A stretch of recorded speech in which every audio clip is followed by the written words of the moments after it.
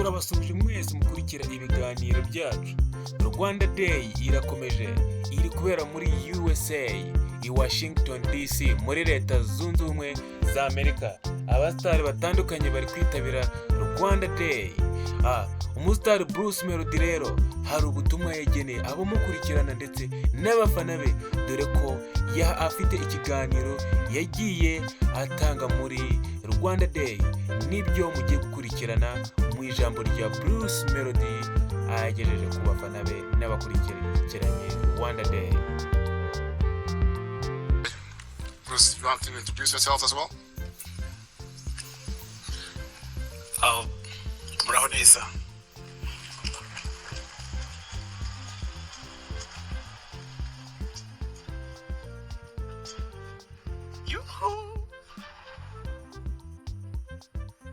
My name is Bruce Melody. I'm an artist, music artist.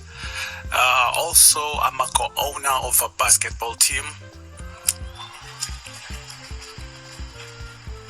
United Generation Basketball, cyangwa se UGB. This is a great opportunity for me as a young Rwandan who has been in Rwanda since I was born. I'm now 31 years old. Nkuko Minister bivuze kare, I'm not young anymore.